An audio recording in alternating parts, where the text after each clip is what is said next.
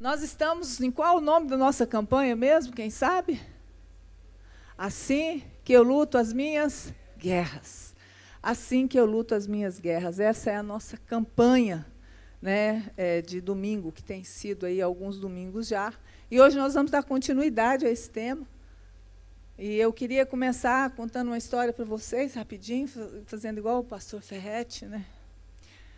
Há uns dias atrás, talvez meses atrás, não sei, né? Com o tempo correndo desse jeito, a gente nem sabe se é dias ou meses atrás. Cheguei para o Erle e falei, nossa, Erle, o carro está muito pesado. Nosso carro está muito pesado. Está difícil fazer curva com ele está estranho. Carro velho, né, gente? Fica mais difícil também. E aí, bom, o Erle falou, bom, temos que olhar isso. Dias depois, sei lá, eu fui no posto abastecer, e o rapaz do posto olhou os pneus e falou, a senhora não quer calibrar os pneus? E aí eu falei, você acha que está precisando? Ele falou, acho. Eu falei, então vamos calibrar. E aí ele calibrou os pneus, e eu saí do posto, e o carro não estava mais pesado, vocês acreditam? O carro estava leve, estava bom de andar. E eu saí e falei, cara, só faltava calibrar os tais dos pneus, né? A esperta aqui. E hoje eu queria falar com vocês sobre alguns pontos. Primeiro, eu queria falar com vocês sobre quais as armas. Eu queria falar sobre 3 armas para nós lutarmos as nossas guerras. Mas, dentro dessas armas, eu entendo que alguns conceitos nós precisamos calibrar. Nós precisamos renovar a nossa mente. Quando nós nos convertemos, né, a gente fala que nós renovamos a nossa mente, mas a renovação da nossa mente é um processo contínuo e diário. Amém? Todos os dias. Todas as vezes que eu me exponho à palavra de Deus, todas as vezes que eu estou junto com o corpo de Cristo, todas as vezes que eu estou em casa, todas as vezes que eu ouço uma palavra na internet, que eu abro a minha Bíblia e leio, eu estou me dando uma oportunidade para o Espírito Santo renovar a minha mente, segundo a mente do Senhor. Amém? Então, nessa noite eu queria falar sobre, fala assim comigo, 3 armas para nós lutarmos as nossas guerras diárias. E a primeira arma, não é novidade para ninguém. A primeira arma é oração. A segunda arma é obediência. E a terceira arma é temor do Senhor. Faz comigo assim, fala comigo assim. Oração, obediência e temor do Senhor. E então, começando a falar sobre a primeira arma, que é oração, é orando. Como que eu luto as minhas guerras? Orando, orando, orando, orando. É assim que nós lutamos as nossas guerras. Porém, eu acredito que nós precisamos calibrar alguns conceitos a respeito de oração, sobre o que nós pensamos sobre oração. Abre lá, o Henrique, eu não sei quem está lá na multimídia. É a Nath. Nath, coloca aí 1 Coríntios 1,9, se vocês puderem colocar na NAA, eu agradeço. 1 Coríntios 1,9, Paulo diz assim, Deus é fiel, por meio do qual vocês foram chamados à comunhão com seu Filho Jesus Cristo, nosso Senhor. Esse versículo é um convite a nós termos comunhão com Deus. Vamos repetir a leitura dele?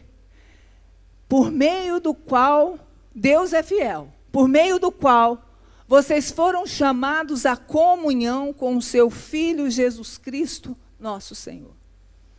Nós fomos chamados por Deus a ter comunhão com Jesus.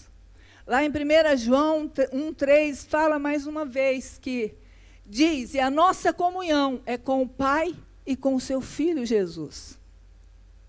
Nós temos estudado, né, tivemos um discipulado falando sobre o propósito eterno. Há uns dias atrás eu preguei sobre o propósito eterno de Deus. O propósito eterno de Deus, desde Gênesis até Apocalipse, Ele quer que nós tenhamos relacionamento com Ele, comunhão com Ele, que nós possamos desfrutar da presença dEle e Ele desfrutar da nossa presença.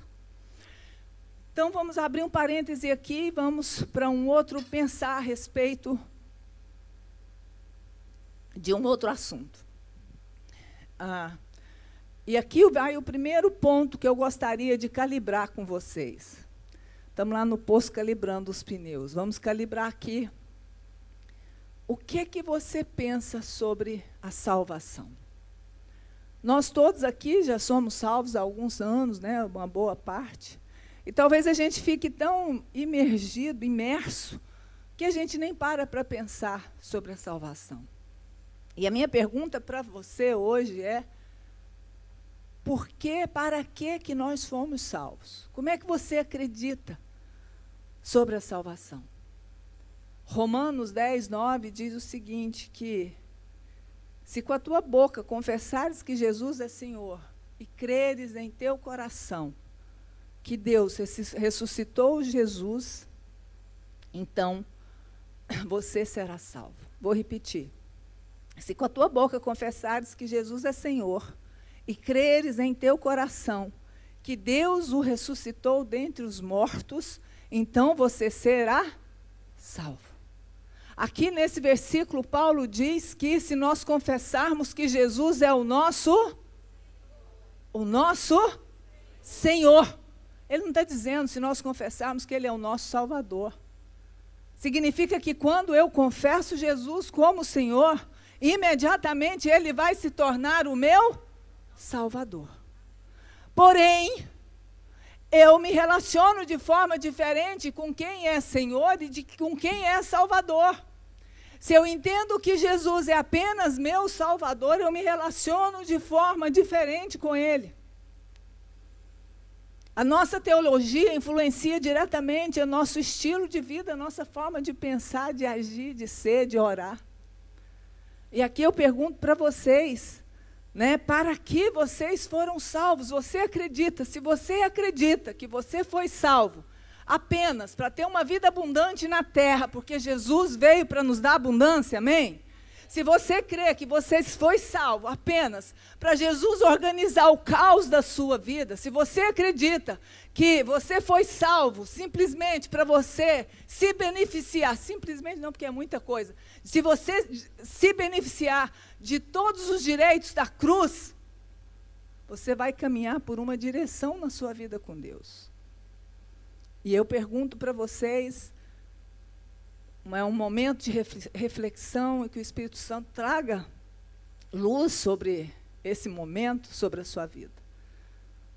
O que eu quero dizer para vocês é que, se nós acreditamos que nós fomos salvos para ter uma vida melhor na terra, como 1 Coríntios 15, não me lembro o versículo, fala, nós somos as pessoas mais infelizes da terra. Se Jesus não ressuscitou e se nós não temos uma esperança vindoura, nós somos as pessoas mais infelizes da terra. Mas quando eu enquadro e eu vejo que Jesus me salvou, Ele é o meu Senhor, é quando Ele se torna meu dono, é quando eu sou dele, é quando a minha vida já não me pertence mais, é quando Ele é o meu Senhor de fato, é quando não é mais sobre mim, mas é sobre Ele. Tudo para Ele, tudo por Ele, tudo dele. E aí eu volto aqui para vocês, trazendo uma resposta para vocês, quando Paulo fala em 1 Coríntios 1:9. Ele diz que nós fomos chamados a... Alguém lembra? Obrigada, Lu. Nós fomos chamados a...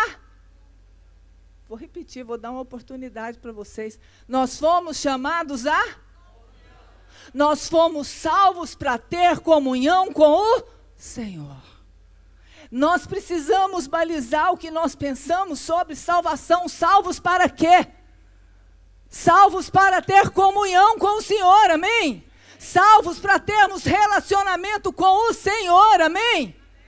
A partir desse relacionamento, a partir dessa comunhão, as bênçãos do Senhor vão me encontrar. Não tem jeito de eu andar com alguém que é abençoador e não ser abençoada. É consequência.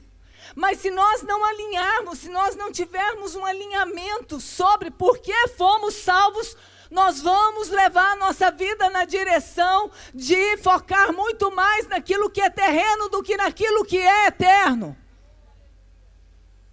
Se eu guio a minha vida, que Jesus me salvou, Ele é o meu Salvador, para eu gozar de uma vida feliz, e Ele também nos salvou para nós gozarmos de uma vida feliz aqui na terra. Embora nós vamos ter muitas aflições, e temos diariamente. Mas se eu estou nessa direção, sabe onde vai a minha oração? A minha oração vai para quando eu chego para perto de Jesus, quando eu chego diante de Jesus, de Deus, para orar, eu vou sacar a minha lista de pedidos. O meu momento de oração com Deus vai ser aquele momento em que eu vou reclamar, que eu vou desabafar, vai ser aquele momento em que eu vou dirigir todas as minhas orações para trazer as bênçãos terrestres sobre a minha vida. Vocês estão me acompanhando? Vocês estão comigo? A minha teologia define o meu estilo de vida. A forma como eu creio sobre salvação vai definir o meu estilo de vida.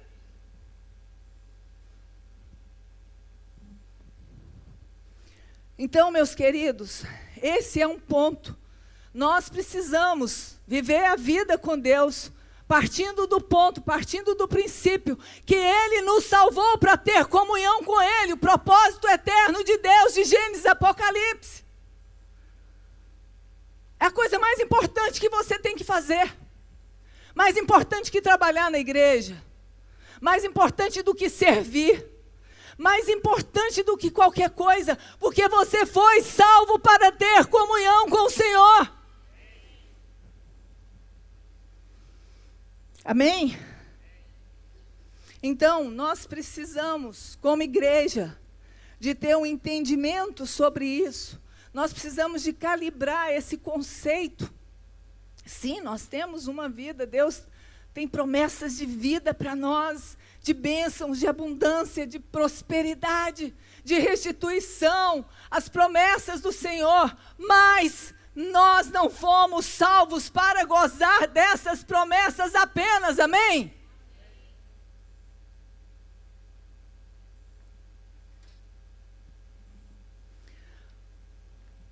Como que eu luto as minhas guerras? Do lugar de comunhão. Oração. Segundo ponto que eu queria levantar aqui, que nós precisamos calibrar um outro conceito, é sobre oração. Eu queria trazer aqui para vocês uma outra forma de enxergar, de ver. Se você tem em mente, se você construiu na sua vida com Deus, no seu tempo de conversão, se você construiu que oração é um dever, é uma necessidade, é uma disciplina espiritual que precisa ser obedecida, quantos aqui creem que é? Amém. É, também é. Mas o ponto que eu quero trazer para vocês é que quando nós pensamos em oração como um lugar, não é um lugar, né, mas é um dever, uma obrigação nossa, nós reduzimos a oração e nós deixamos, muitas vezes, impedimos que esse momento seja um momento de comunhão. Vocês estão comigo? Quando eu entendo que é um dever e que eu preciso estar na presença de Deus para ter resultados, para ter bênçãos colhidas, eu restringo ao mínimo o poder da oração na minha vida. Porque o poder está na comunhão. Se nós entramos na presença para receber em troca, Senhor, me dá, Senhor, eu não aguento mais. Não, nós podemos fazer isso também, eu não sou contra isso, nós podemos. Só que eu quero ampliar para vocês que é muito maior que isso. E o que eu quero trazer aqui para vocês hoje é que, no lugar do dever, no lugar da obrigação, a oração precisa passar a ser para nós, no nosso entendimento, no nosso conceito, na nossa expectativa, um lugar de encontro com Deus, porque isso muda tudo. Quando eu penso num lugar de encontrar com Deus, isso muda tudo para mim.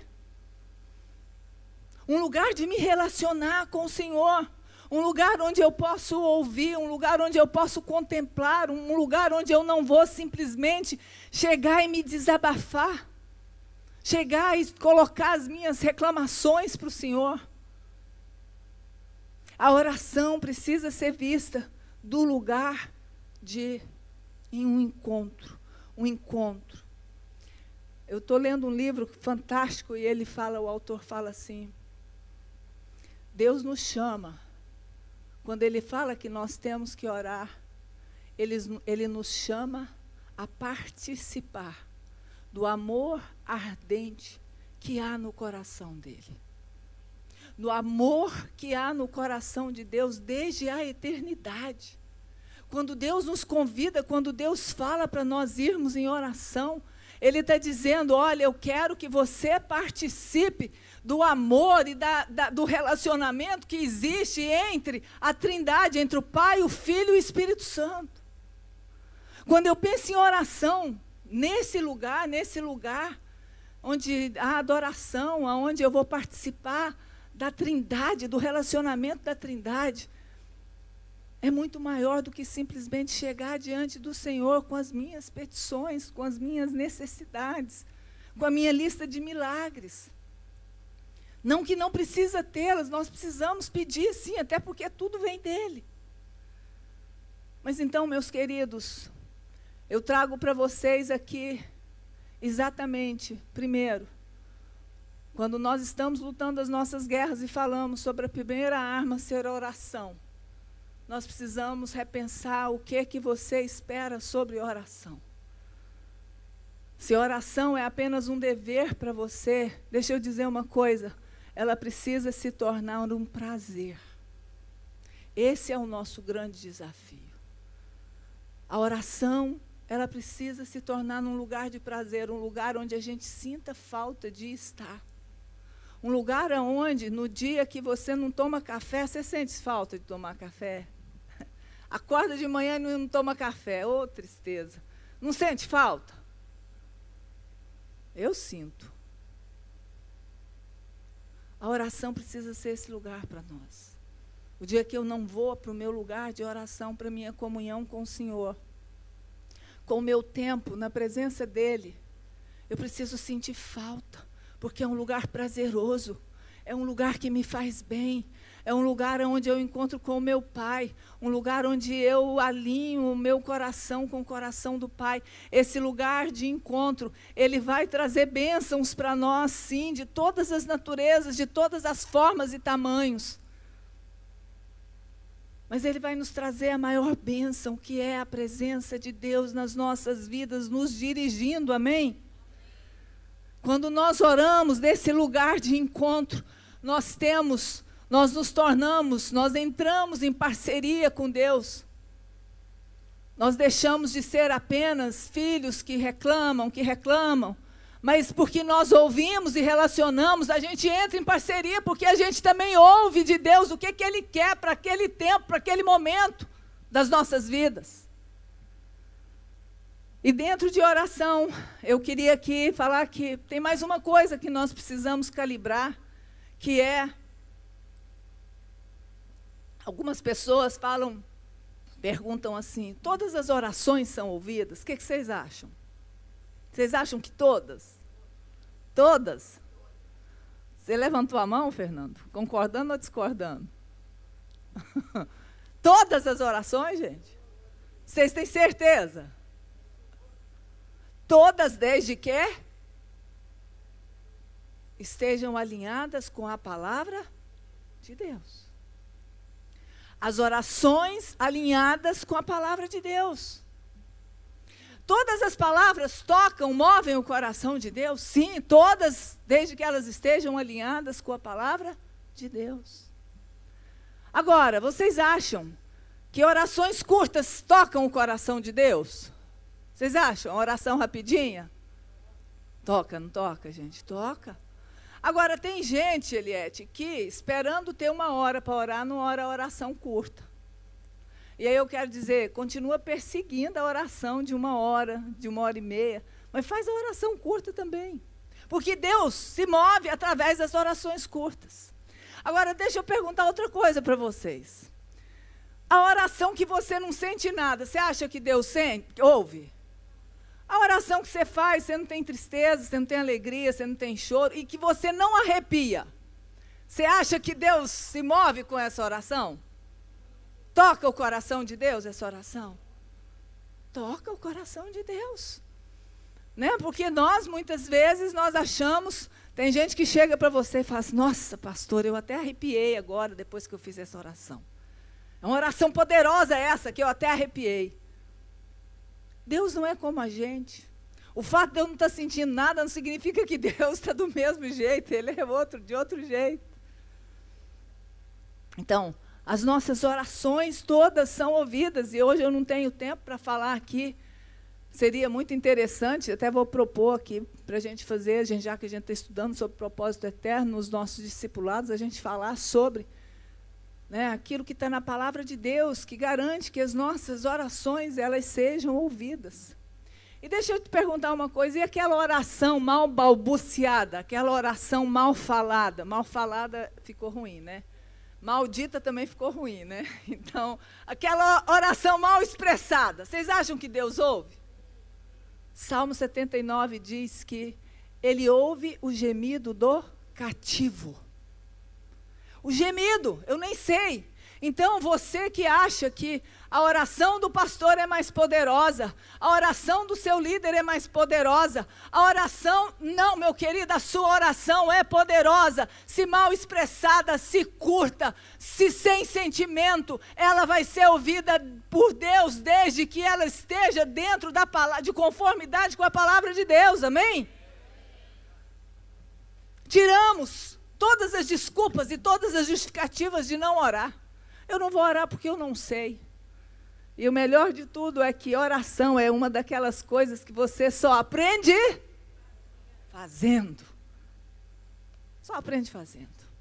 E uma coisa fantástica, e depois eu vou passar aqui para a nossa segunda arma, uma coisa fantástica que eu acho, Apocalipse 5, coloca para mim, Nath, Apocalipse 5.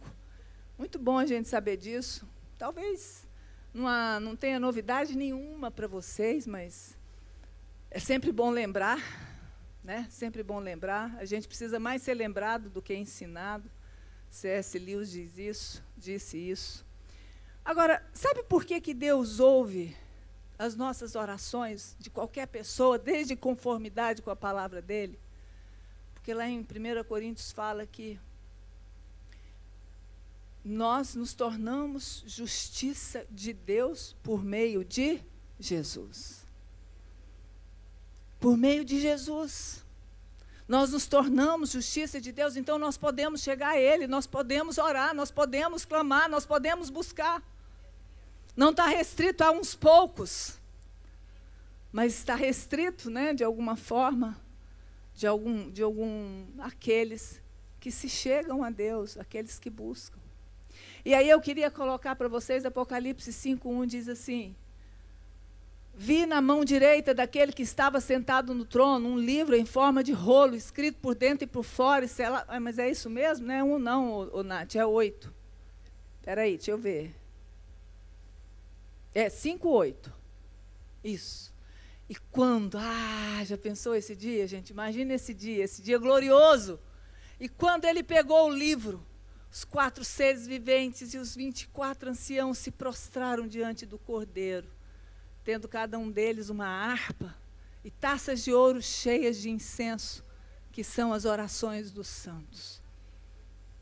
Esse texto de Apocalipse 5 e depois um outro de Apocalipse 8, ele mostra para nós que a minha e a sua oração, ela está sendo armazenada.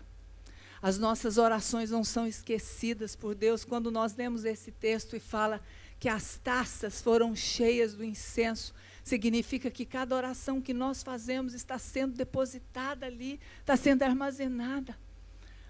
Você pode esquecer as orações que você fez há 10 anos atrás, há 5 anos atrás, há 1 semana atrás, mas Deus não esquece, ela está sendo armazenada, amém? Isso eu acho maravilhoso, eu acho isso fantástico.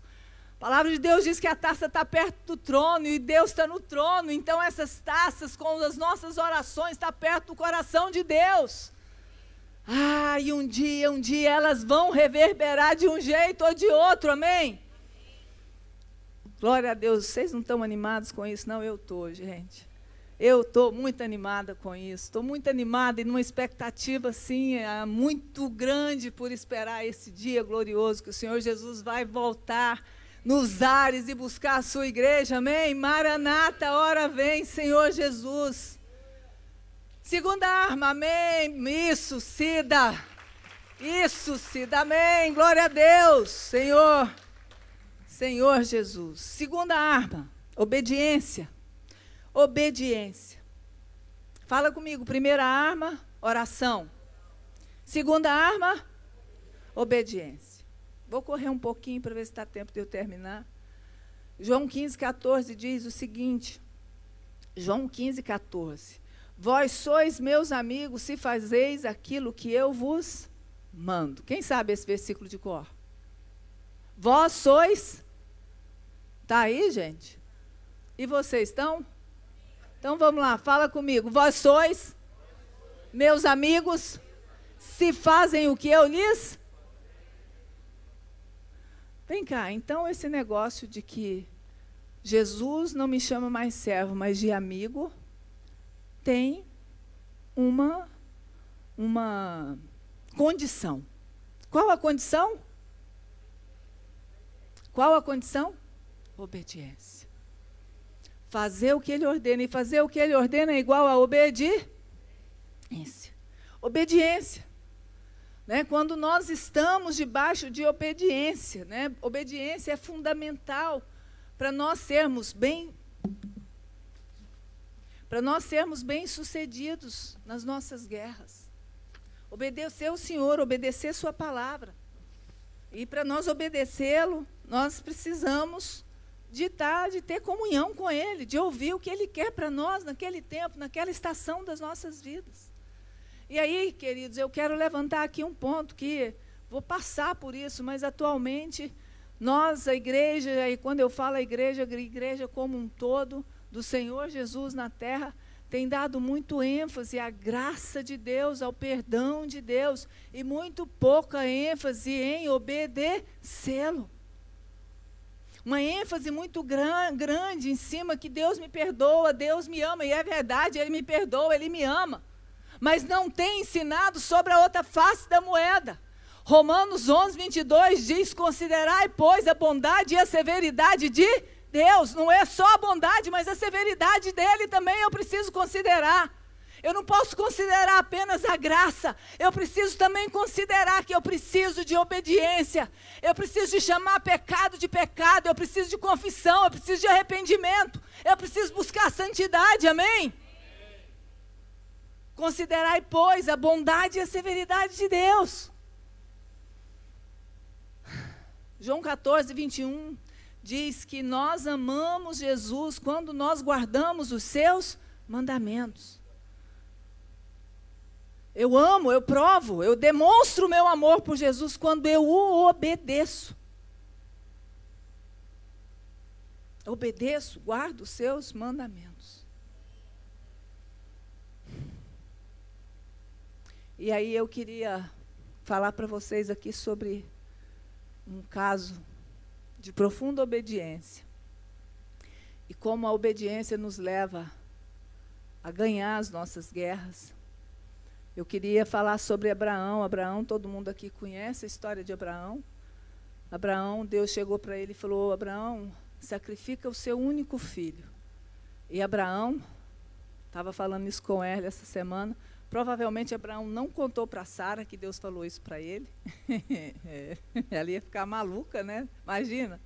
No mínimo, ela ia querer ir com Abraão, vocês concordam, gente? Subir lá o monte até sacrificar.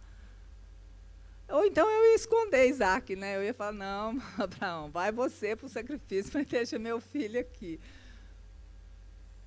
E aí, Abraão, a gente não tem tempo para ler, mas Abraão prontamente obedece. Prontamente. A gente não vê em nenhum momento, pelo menos nas Escrituras, ele titubeando e pensando, não vou fazer isso. Ele tinha... 2 homens na Bíblia foram chamados, considerados amigos de Deus. Um foi Abraão e outro foi Moisés. Abraão, quando ele foi testado, quando Deus fala para ele, entrega o seu filho, ele vai numa obediência cega. Ele tem uma confiança tão grande em Deus que ele fala, Deus não ia me tirar, não ia me mandar fazer nenhuma besteira, algo que fosse ruim para mim. Então eu vou debaixo da obediência. Ele lembra de todos os grandes feitos que Deus tinha feito na vida dele, de quando Deus mandou ele sair da parentela dele, do que Deus já tinha construído, das promessas que Deus fez, dos milagres, das impossibilidades. E ele fala, eu vou confiar nesse Deus que me trouxe até aqui. E ele obedece. E porque ele obedece, a gente vê lá em Gênesis, esse texto eu vou ler, se quiser colocar aí, Nath. Gênesis 22, 13, 14, diz assim, nisso levantou Abraão os olhos, na hora que ele estava para empunhar o punhal, né, sacrificar Isaque. Nisso levantou Abraão os olhos e olhou, e eis atrás de si um carneiro embaraçado pelos chifres no mato. E foi Abraão, tomou o carneiro e ofereceu em holocausto em lugar de seu filho. Faz assim comigo. Já pensou, gente? Se coloca no lugar. Pelo que chamou Abraão aquele lugar, Jeová Jirê, donde se diz até o dia de hoje, no monte do Senhor se proverá. A obediência de Abraão trouxe para ele uma revelação nova do caráter de Deus. Até então, na terra, ninguém conhecia Deus como Jeová Jirê. Até então, não tinha homem que soubesse, Deus não tinha encontrado ninguém com um coração tão obediente. E deixa eu dizer para vocês, se a gente fosse estudar esse texto, a gente veria que a obediência de Abraão se deu porque ele temia ao Senhor.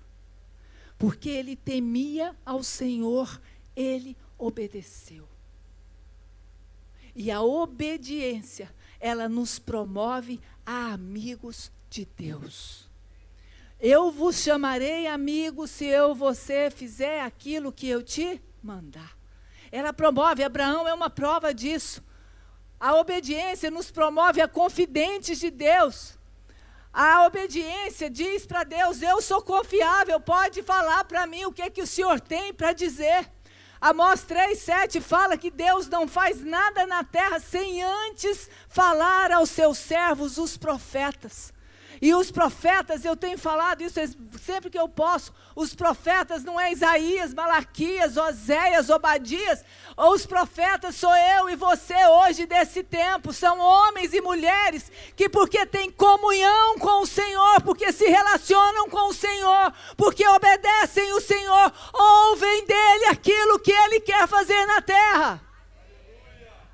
Esse é o nosso lugar. Esse é o lugar de nós lutarmos as nossas guerras.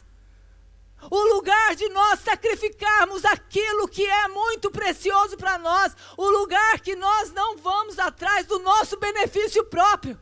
Sabe por quê, gente? Porque nós temos sido uma igreja, e eu me incluo nisso. E quando eu estou falando de uma igreja, eu não estou falando de Sara Nossa Terra, até podia ser que era melhor, né? Mas é da igreja do Senhor Jesus como um todo. Nós temos sido um povo que nós nos movemos em obediência sobre aquilo que é interessante para nós. Aquilo que não é interessante nós deixamos de lado. Nós obedecemos quando nós temos benefícios a nós. Abraão podia ter falado o que fosse. Deus está maluco, quem me falou isso foi o diabo. Como é que eu vou sacrificar o meu filho? Afinal de contas, a dor, quem teria que sofrer era ele. A decepção, a frustração, imagina. O lugar da obediência. O lugar da obediência. Nós lutamos as nossas guerras quando nós entendemos que nós fomos salvos não para o nosso benefício próprio apenas, mas quando nós entendemos que nós fomos salvos para nós vivermos no lugar de comunhão com o Pai. Nós lutamos bem as nossas guerras quando nós nos colocamos no lugar de obediência, de amigos de Deus. Quando nós dizemos, sim, Deus, eu quero ser seu amigo. Sim, Deus, eu quero ser sua amiga. Eu quero aprender a te obedecer. Eu quero aprender a guardar os seus mandamentos. E a terceira arma, que não vai dar para a gente avançar.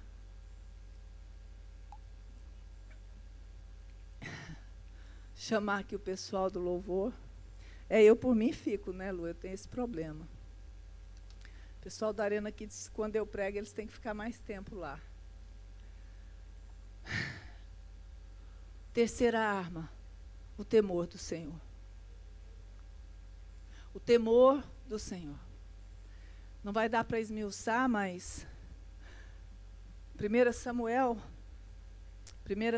fala. Primeiro, temor do Senhor. Vou bater nesse conceito. Temer ao Senhor não é igual a ter medo. Temer ao Senhor é reverência. Temer ao Senhor é respeito. Temer ao Senhor é saber quem Ele é e quem eu sou.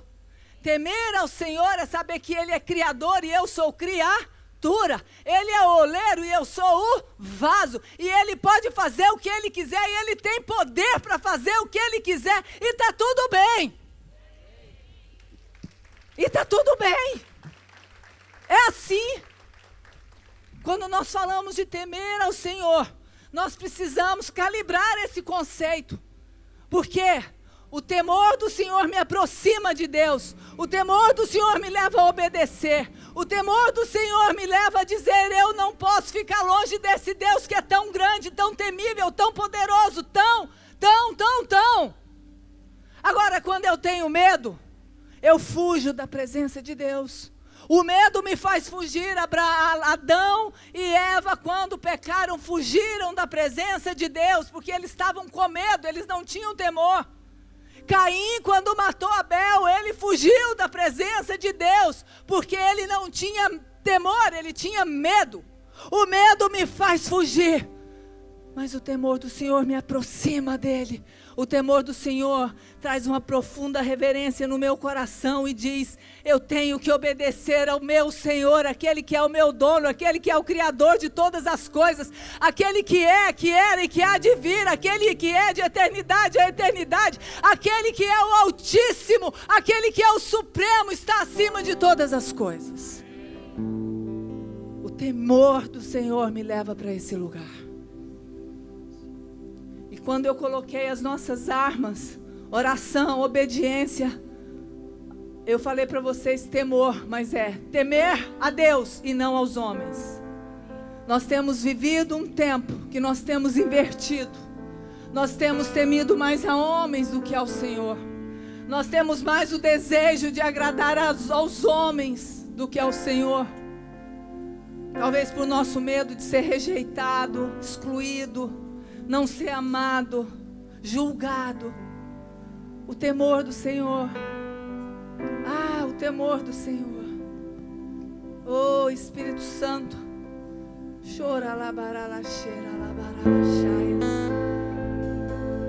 Samuel conta uma história lá em 1 Samuel 10:8. Vocês sabem essa história? Samuel 10:8, 1 Samuel 13, 1 Samuel 15, a gente está terminamos o livro de Samuel hoje, né? Começamos Salmos amanhã, como igreja. E conta a história que Saul, vocês sabem, era para esperar Samuel para oferecer os sacrifícios. E ele se antecipa, não espera Samuel chegar. Samuel era sacerdote, Saul era rei. Sacerdote oferecia os sacrifícios, rei não. Rei era com outra função. Mas a gente vê nessas passagens que eu falei para vocês, a gente vê que Saul, em algum momento ele diz, eu temi mais ao povo, e por isso eu ofereci o sacrifício e não te esperei. Saul diz assim, eu estava com medo porque os filisteus estão me ameaçando que vão começar a batalha, e nós não tínhamos ainda consultado o Senhor, e o povo estava indo embora, e eu fiquei com medo, eu temi mais ao povo do que ao Senhor. teve medo. Tem uma passagem que ele fala as circunstâncias. Deixa eu ver se eu acho aqui. Ele fala assim, olha o que ele fala. Quando Samuel chegou para ele e falou assim, mas vem cá, por que você ofereceu? Por que você fez isso, Saul? Ele diz assim, eu pensei que os filisteus virão contra mim, eu ainda não busquei a face do Senhor. Então, forçado pelas circunstâncias, eu ofereci holocaustos. Então, porque temi o povo e dei ouvido à voz deles, eu ofereci. Saul, ele temeu mais aos homens do que ao Senhor, e ele desobedeceu. O medo nos afasta de Deus, o temor nos aproxima do Senhor. Amém? Eclesiastes 12, Salomão, Eclesiastes 12 é o último capítulo de Eclesiastes. O último versículo do capítulo de Eclesiastes, sabe o que ele diz? Eclesiastes 12:13 diz assim, Salomão, em seu último versículo do livro, de Eclesiastes, ele diz assim, de tudo que vocês têm ouvido, de tudo que eu falei, o resumo é, teme a Deus e guarda os seus mandamentos, porque isso é o dever de todo homem. Salomão, ele desfrutou de uma sabedoria, ele foi um homem temente a Deus, porque Provérbios 1:7 diz que o fundamento da sabedoria é o temor do Senhor. Salomão desfrutou de uma sabedoria, ele teve riquezas, ele teve bênçãos, ele teve a presença de Deus, mas em determinado momento a palavra de Deus diz que o temor do Senhor saiu do coração dele, e ele passou a casar com mulheres que não eram judias, ele passou a adorar deuses que não eram o Deus de Israel. Mas no final da vida dele, depois que ele escreve o livro de Eclesiastes, ele conclui dessa forma. Ele diz exatamente isso: teme a Deus e guarda os seus mandamentos, porque isso é o dever de todo homem. Vamos ficar de pé em nome de Jesus. Nessa noite, meus queridos, eu espero que o Espírito Santo faça o que ele pode fazer, porque senão vai ser apenas uma leitura que vai trazer informações para vocês, mas não vai trazer nenhuma transformação. Enquanto orava por essa noite, o meu coração ardeu, pedindo ao Senhor que Ele trouxesse uma revelação nova sobre a igreja, sobre mim, começar de mim, começar de mim, começar de mim. Uma revelação nova sobre cada um de nós, sobre a igreja dele. Mudando os nossos conceitos errados. Eu queria que você colocasse a mão sobre o seu coração. Se você ficar à vontade para se ajoelhar, se ajoelhe onde você está. Peça que o Espírito Santo traga revelação, revelação do alto, revelação do alto. Que o Espírito Santo torne viva essa palavra dentro de você, trazendo mudança. Senhor, nós queremos, Pai, oh Deus, enxergar a oração não como um dever, mas como um prazer, Pai. Nós queremos construir um altar para o Senhor todos os dias das nossas vidas, Senhor. Leva-nos para esse lugar, Senhor. Nós queremos, Senhor, oh Deus, cumprir o propósito eterno do Senhor, Pai. Viver em comunhão, em relacionamento com o Senhor, Pai. Nós queremos, Senhor, orar a cheira, lavar a chaia. Diga isso para o Senhor. Senhor, eu quero. Senhor, em nome de Jesus, coloca diante do Senhor, diga a Ele: Senhor, eu quero guardar os teus mandamentos. Nós queremos ser uma igreja que é amiga do noivo, Senhor. Nós queremos ser teus amigos. Nós queremos ouvir os segredos do Senhor para esse tempo, Pai. Oh Deus, nós queremos, Senhor. Oh Deus, coloca em nós, Senhor, uma insatisfação pelo pelo estilo de vida que nós temos vivido, Pai. Nós queremos te obedecer muito mais, Senhor. Oh, Deus, Deus, Deus, Senhor. Queremos ter a obediência de Abraão, Pai. Forma isso nos nossos corações, Senhor. Oh, Deus, nós oramos em o nome de Jesus, para que o Senhor aumente o temor do Senhor nos nossos corações.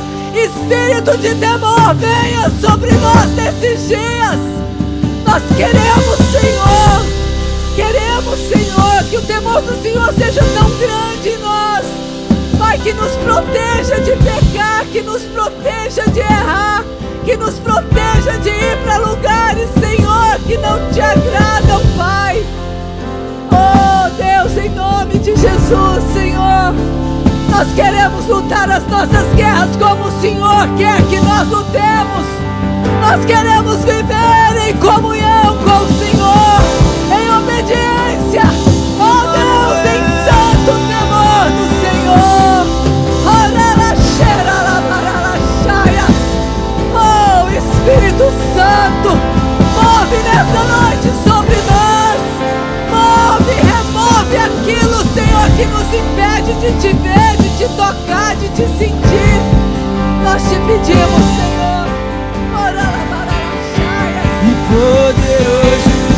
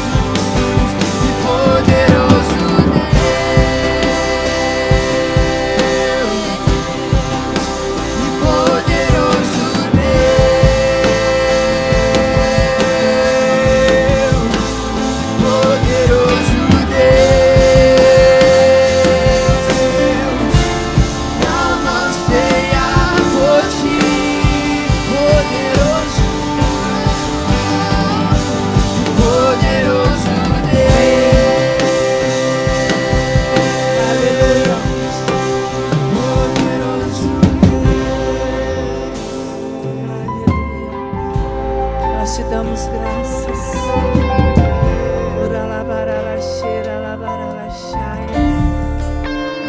Marca cada um de nós, Senhor, nessa noite. Nós ansiamos mais por ti, Senhor. Desejamos mais a tua presença, Senhor. Ah, Deus. Eu queria saber se tem alguém aqui que ainda não entregou a sua vida para Jesus. Alguém que não disse: Senhor, eu quero confessar o Senhor como o meu Senhor nessa noite. Tem alguém assim? Se tiver alguém, levanta a sua mão. Nós queremos conhecer você. Queremos orar por você. Amém, amém. Se não tem ninguém, mostra que a gente está precisando evangelizar. Amém. Glória a Deus, Senhor.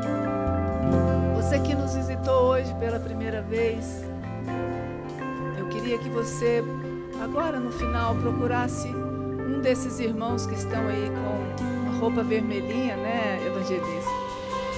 Nós queremos conhecer você, queremos anotar o seu nome. Lá atrás nós temos aqui alguns irmãos que estão com esse jaleco vermelho. Em nome de Jesus, nós vamos receber a bênção. Ainda tem um momento de louvor, mas queria também avisar os pais que o Lucas está ali na livraria para fazer a inscrição do seu filho para o Descobrindo Deus.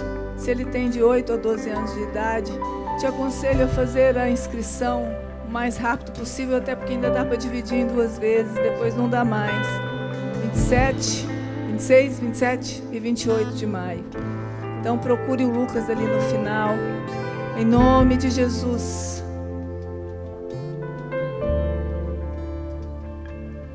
Amém. Nós vamos estar, eu vou dar a bênção aqui agora. Depois que eu dar a bênção, vocês estão liberados. Mas eu gostaria de chamar aqui os pastores, os diáconos aqui, André, Alessandra. Se vocês, os pastores, o Fernando, a Roberta que está aqui, vamos estar aqui na frente. Você que tem uma causa específica, você que talvez tenha uma reunião importante, uma situação difícil, talvez seja uma operação, talvez seja uma crise que se instaurou, nós vamos estar orando especificamente por você, nós vamos estar jejuando, nós vamos estar te ungindo sobre essa causa. Amém? Amém? Eu vou dar a bênção, mas depois os pastores vão estar aqui, orar especificamente sobre o seu problema específico, sobre o seu Golias, sobre o seu desafio dessa semana, desses dias, especificamente falando. Amém? Amém, Senhor. Obrigado por essa noite, obrigado porque o Senhor ministrou os nossos corações, o Senhor colocou mais armas para nós lutarmos essa guerra, Senhor. Obrigado, obrigado, que nós temos a certeza da vitória, Senhor. Em nome de Jesus, que o amor de Deus Pai, o amor insondável, o amor que traz segurança, que traz paz, seja com você, seja derramado numa nova porção sobre o seu coração, sobre a sua alma. Que a graça, favor não merecido de Jesus te visite poderosamente esses dias, e a comunhão do Espírito Santo, a voz do Espírito Santo, a direção, a força, a ministração, a cura, seja com você e com o povo de Deus. E porque nós temos, e olha que nós temos semeado, buscado a presença do Senhor, nós teremos uma colheita. Eu não ouvi como será a nossa colheita. Aleluia, está selado. Que Deus te abençoe, que Deus te abençoe, que Deus frutifique essa palavra no seu coração, em nome de Jesus.